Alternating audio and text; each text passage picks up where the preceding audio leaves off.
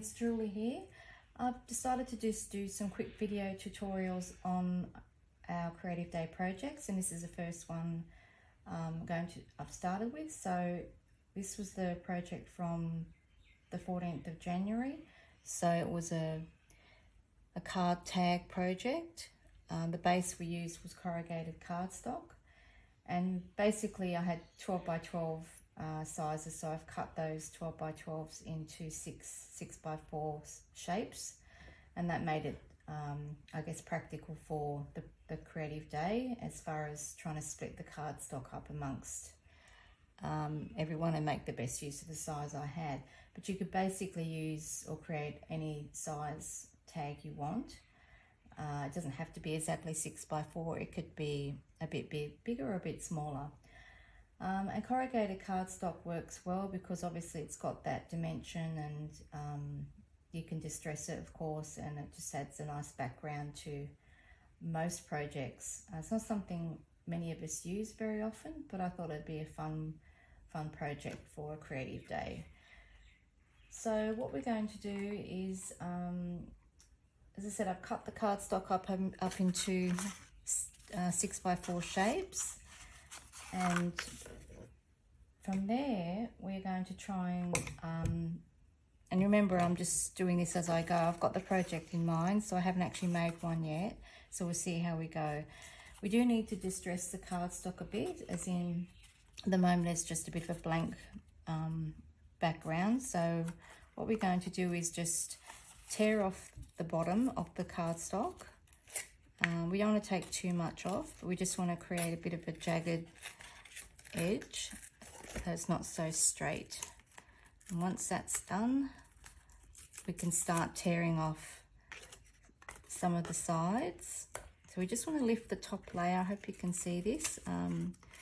In some areas, you just want to lift off some of the top areas of the corrugated cardstock.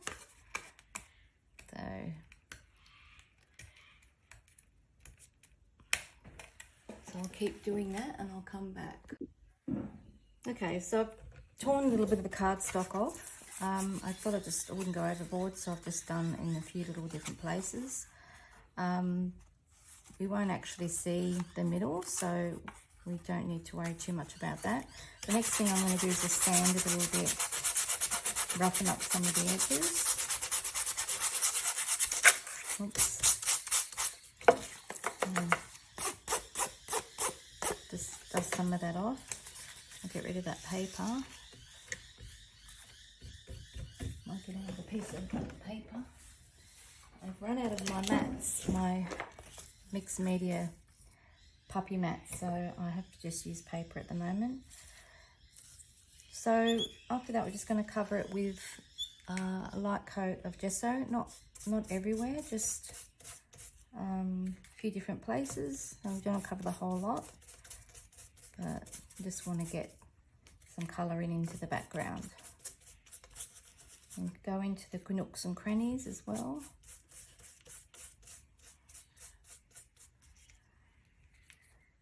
And it doesn't matter how thick or thin or how, I guess it's taking a while to soak in. So the first layer I painted on was sucked straight into the cardstock. So I'm just going to add a little bit more. And I think that should probably do it. So we're just going to let that dry, or you can use a heat gun. I'm just going to let mine naturally dry at the moment while I go off and do something else. And yeah, we'll be back. Okay everyone, I'm back. It's dry. I ended up drying the edges off with a heat gun just to finish it off. And I was trying to work out what colour ink to use on the base, so I thought I'd just stick with black, I think. So I've got a Ranger Distress Black oxide, so I'm just going to coat the cardstock with some black ink across the, I guess, the ridges. And some places I want to make it a little bit more darker, and some places I want to make it, you know, quite light. So yeah, so that's done.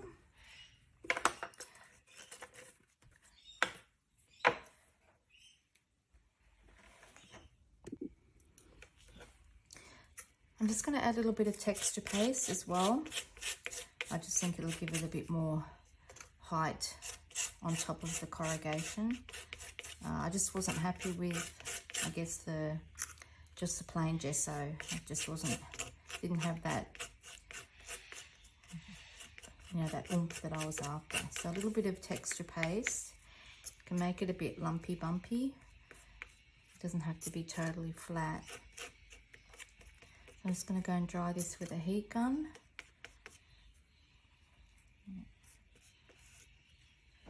And then I'll be back. Okay, that's dry now. I've just cut some gauze. It's from a roll of gauze that's available in the shop. It's just, actually it's not gauze, it's more like mesh. And that's what it looks like. I've cut a piece of that and I've just laid it down on the card. This is when we basically just put the card together. As far as the twine, there is some twine which I've got made up. I've made it 3 little loops of the twine and I've glued them together already.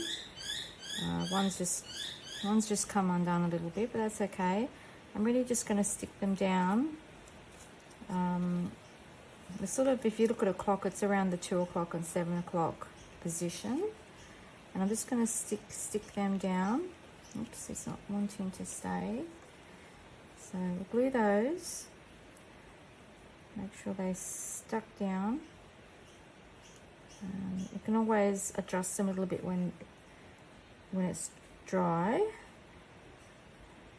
And move the loops to where you want. So all we're going to do now, I've got flowers here. I've got one flower, which is what we need for the center.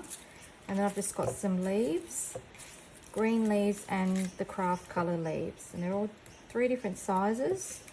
So we're just going to start by bending some of these leaves to get a bit of a leaf shape and layering them into position where we want them.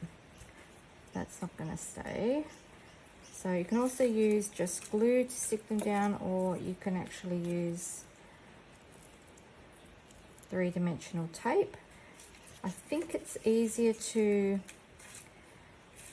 basically glue them down first, and then if you want to add some dimension afterwards, you can tuck the 3D tape underneath.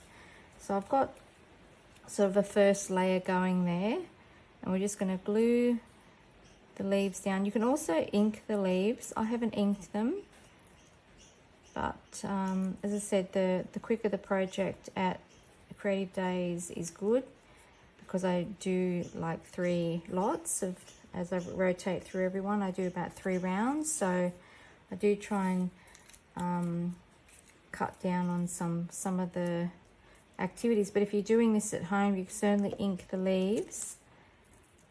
And we're just going to keep layering the leaves up with glue until we have a bit of a cluster that we're happy with. So the craft paper leaves are quite thin, and I have so much craft paper that I really just want to use some of the paper. And it's not thick, a normal craft cardstock, it's actually craft paper. So I thought it would be a good, now it doesn't look the best at the moment, but we're really not going to see the center. We're just going to, because I'm going to lay the lotus die cut on top of that, which I've got down, I think I've got at the bottom here. But I'll just keep going with the layering, and I'll be back when I'm done. So I've finished clustering the leaves. I've got the lotus flower die cut here and the blossom flower. So I'm just going to glue the lotus flower die cut down in the center. And then I'm going to glue the blossom in the center of that. And tidy up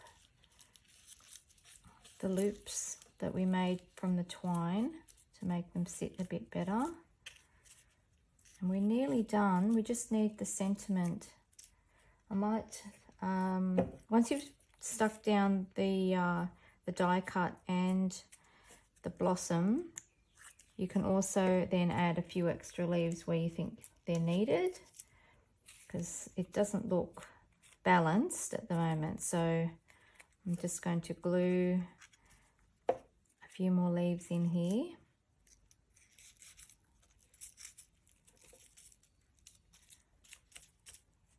And that's about it. So I think we're just going to add the sentiment now. I'm going to cut that out and I'll be back with that and we'll finish. Okay, so I've glued the sentiment down. I inked the edges first with some Distress ink. I used Antique Linen, and I've also inked the flower petal edges with Antique Linen. And then we're just going to add some seam binding.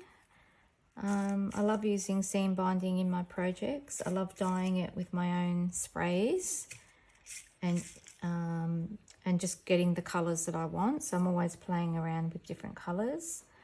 The coral that I've got here, I thought was really nice to use in this project.